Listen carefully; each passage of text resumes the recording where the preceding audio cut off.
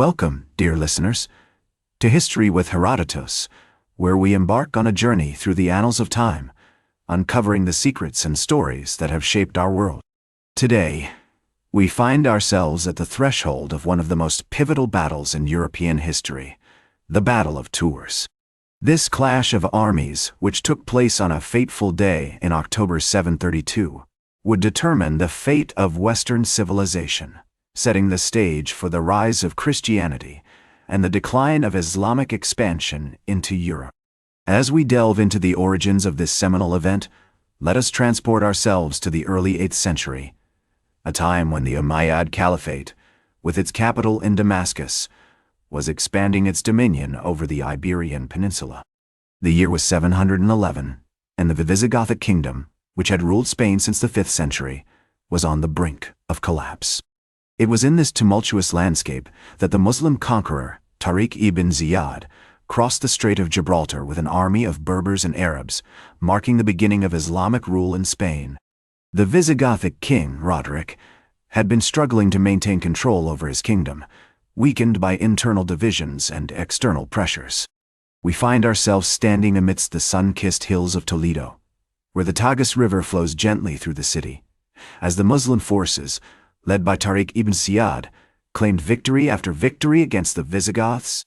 The battle-scarred landscape of the Iberian Peninsula bore witness to the relentless march of the Umayyad Caliphate's armies, leaving in their wake a trail of conquered cities and vanquished foes.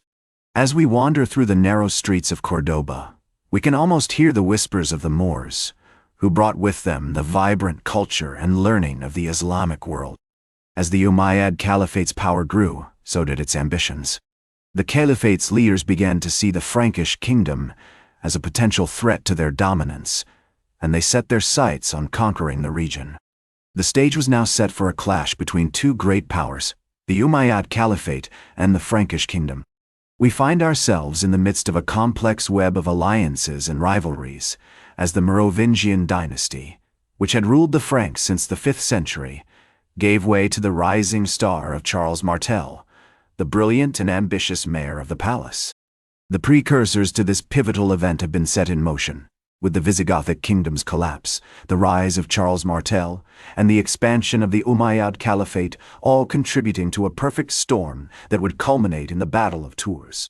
The fate of Europe hangs in the balance, as two great armies prepare to clash in a battle that will shape the course of history.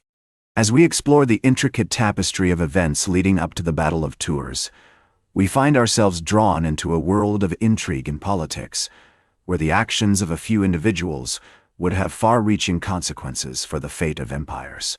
The year 732 marks a turning point in European history, as the Frankish kingdom, under the leadership of Charles Martel, stands poised to face the challenge of the Umayyad Caliphate.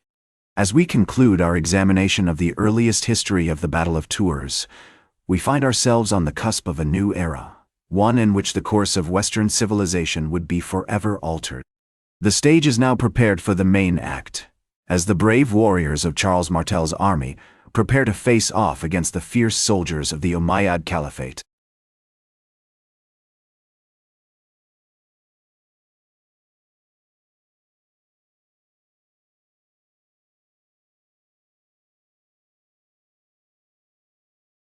Welcome back to History with Herodotus, where we're exploring the pivotal Battle of Tours, a clash that would shape the fate of Western civilization.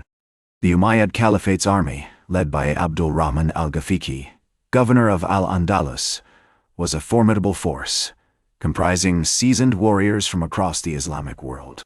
Their armor glinted in the sunlight as they formed up into tight ranks, ready to unleash their fury upon the Frankish lines. Meanwhile, Charles Martel's army, largely composed of infantrymen clad in leather and iron, stood resolute, their determination fueled by the knowledge that their homeland was at stake. The Franks had been preparing for this moment for months, gathering intelligence on the Umayyad Caliphate's tactics and strengthening their defenses. As the two armies clashed, the sound of clashing steel echoed across the landscape, accompanied by the cries of the wounded and the dying. The battle raged on for hours, with both sides suffering heavy losses. However, the Franks held their ground, employing an innovative tactic known as the shield wall, where they formed a dense phalanx of shields to protect themselves from the enemy's cavalry charges.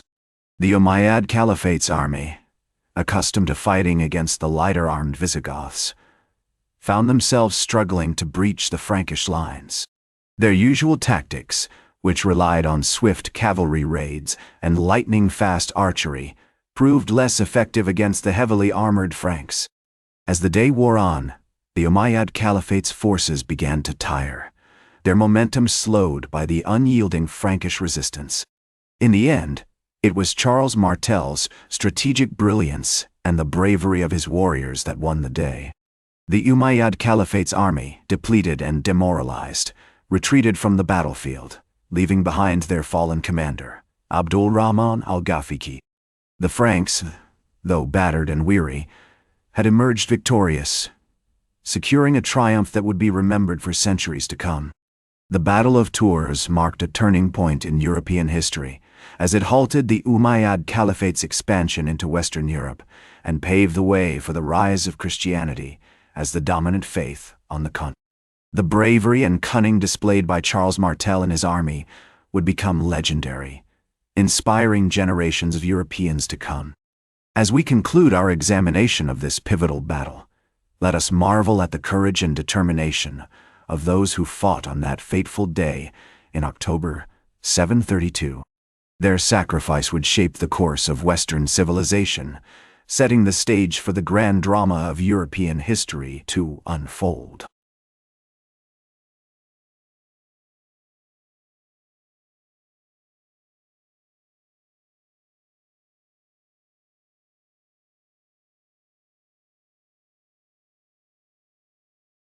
Welcome back to History with Herodotus, where we're exploring the far-reaching consequences of the Battle of Tours.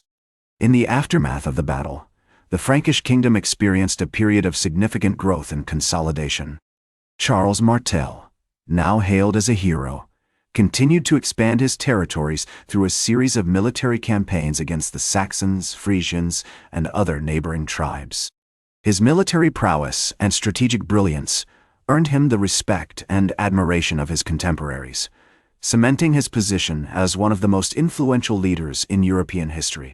The Battle of Tours also had a profound impact on the balance of power in Europe. The Umayyad Caliphate, weakened by their defeat, began to focus more on consolidating their hold on the Iberian Peninsula, rather than pursuing further expansion into Western Europe. This allowed the Frankish kingdom to establish itself as a major power broker on the continent, setting the stage for the rise of Charlemagne and the Carolingian Empire in the centuries that followed.